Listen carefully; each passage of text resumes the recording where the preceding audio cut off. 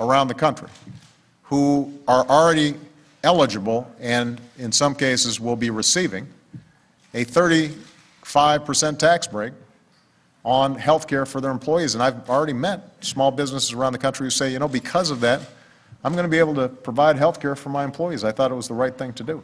So the CMS study from February predicted a 6.1% increase, and now post-health care, 6.3%. So it seems to have bent it up. No, as I said, Jacob, I haven't read the entire study. Maybe you have, but you know, if what the reports are true, what they're saying is that as a consequence of us getting 30 million additional people health care, at the margins that's going to increase our costs. We knew that. We didn't think that we were going to cover 30 million people for free, but that the long-term trend in terms of how much the average family is going to be paying for health insurance is going to be improved as a consequence of health care. And so our goal on health care is if we can get, instead of health care costs going up 6% a year, it's going up at the level of inflation, maybe just slightly above inflation, we've made huge progress. And by the way, that is the single most important thing we could do in terms of reducing our deficit. That's why we did it. That's why it's important, and that's why we're going to implement it effectively. Sorry, okay. And then the House Democrats running against health care, if you could comment on that. Well, you know, we're in a political season where every candidate out there has their own district, their own makeup, their own plan, their own message. And, you know, in an environment where we've still got 9.5% unemployment, you know, people are going to make the best argument they can right now, and they're going to be taking polls of what their particular constituents are saying and trying to align with that oftentimes. You know, that's how political races work. April Ryan. Thank you, Mr. President. I want to ask a couple questions. On the economy, could you discuss your efforts at reviewing history as it relates to the poverty agenda, meaning LBJ and Dr. King? And also, since Senate Republicans are holding up the issue of Cobell and Pigford II, can you make any assurances before you leave office that you will make sure that those awards are funded? Sure. Let me take the second question first. For those who aren't familiar, Cobell and Pickford relate to settlements surrounding historic discrimination against minority farmers who weren't oftentimes provided the same benefits as everybody else under the USDA. It is a fair settlement. It is a just settlement. We think it's important for Congress to fund that settlement. We're going to continue to make it a priority. With respect to you know, the history of fighting poverty, you know, I got my start in public service as a community organizer working in the shadow of steel plants that have been closed in some of the poorest neighborhoods on the south side of Chicago. That's what led me to want to serve.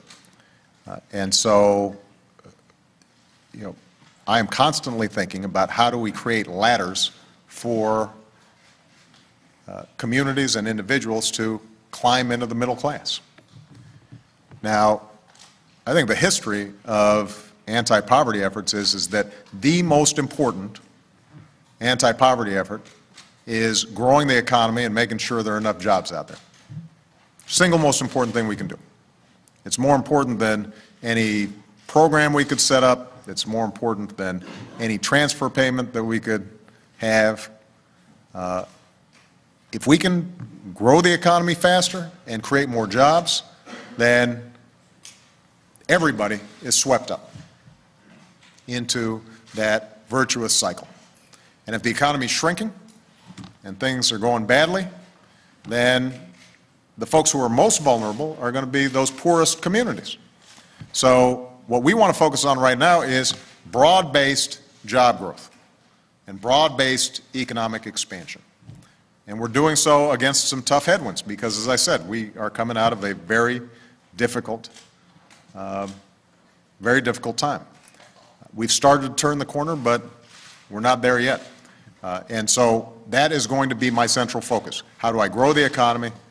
How do I make sure that there's more job growth? That doesn't mean that there aren't some targeted things we can do to help communities that are especially in need.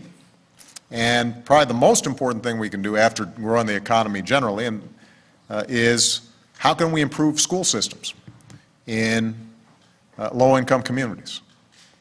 And I am very proud of the efforts that we've made on education reform, which have received praise from Democrats and Republicans. This is one area where actually we've seen some good bipartisan cooperation.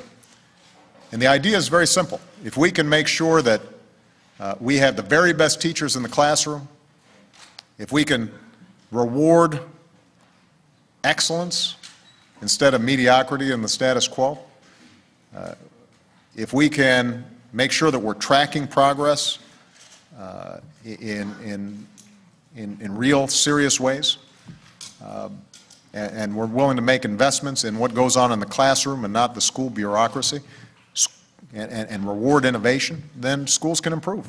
There are models out there of schools in the toughest inner-city neighborhood that are now graduating kids, 90% of whom are going to college. And the key is how do we duplicate those? And so what our Race to the Top program has done is it's said to every state around the country, you know, instead of just getting money based on a formula, we want you to compete. Show us how you are reforming your school systems to promote excellence based on proven ideas out there. And if you do that, we're going to reward you with some extra money. And just the competition alone has actually spurred 46 states so far to initiate legislation designed to reform the school system. So we're very proud of that.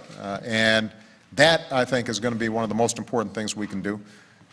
It's not just, by the way, K through 12, it's also higher education. And as a consequence of a battle that we had, and it was a contentious battle in Congress, we've been able to take tens of billions of dollars that were going to banks and financial intermediaries in the student loan program and said, we're going to give that money directly to students so that they get more help going to college. And obviously, poor kids are the ones who are going to benefit most from those programs. Helene Cooper.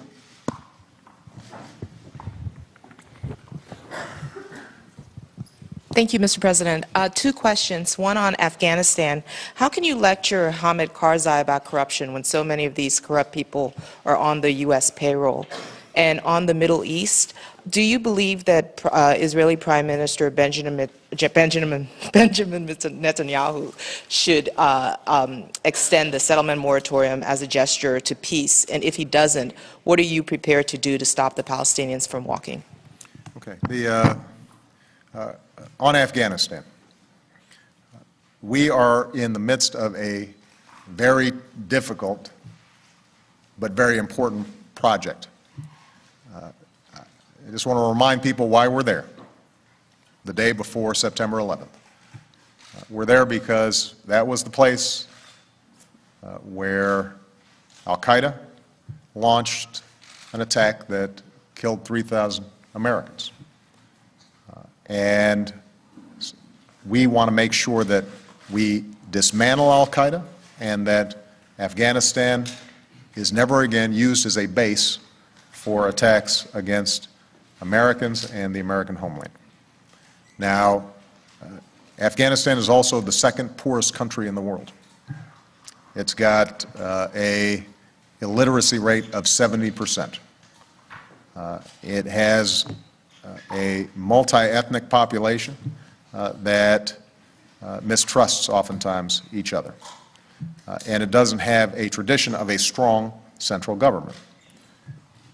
So what we have done is to say we are going to After 7 years of drift, after 7 years of policies in which, for example, we weren't even effectively training Afghan security forces, what we've done is to say, we're going to work with the Afghan government to train Afghan security forces so they can be responsible for their own security. We are going to promote a political settlement in the region that can help to reduce the violence.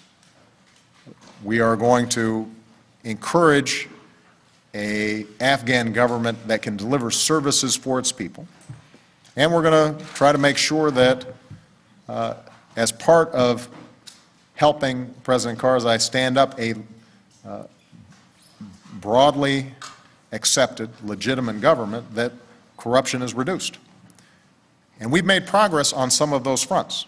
I mean, when it comes to corruption, I'll just give you an example. 4 years ago, 11 judges in the Afghan legal system were indicted for corruption. This year, 86 were indicted for corruption. We have seen Afghan-led efforts that have gone after police commanders, significant business people in Afghanistan, but we're a long way from where we need to be on that. And every time I talk to President Karzai, I say that as important as it is for us to help you train your military and your police forces, the only way that you are going to have a stable government over the long term is if the Afghan people feel that you're looking out for them. And that means making sure that the tradition of corruption in the government is reduced. And we're going to keep on putting pressure on them on that front. Is it going to happen overnight? Probably not. Are there going to be occasions where we look and see that some of our folks on the ground have made compromises with people who are known to have engaged in corruption? You know, we're reviewing all that constantly, and there may be occasions where that happens. And I think you're certainly right, Helene, that we've got to make sure that we're not sending a mixed message here. So one of the things that I've said to my national security team is, let's be consistent in terms of how we operate across agencies. Let's make sure that our efforts there are not seen as somehow giving a wink and a nod to corruption. If we are saying publicly that that's important, then our actions have to match up across the board. You know, but it is a challenging environment in which to do that. Now, with respect to Prime Minister Netanyahu and the Middle East, a major bone of contention during the course of this month is going to be the potential lapse of the settlement moratorium. The irony is that when Prime Minister Netanyahu put the moratorium in place, the Palestinians were very skeptical.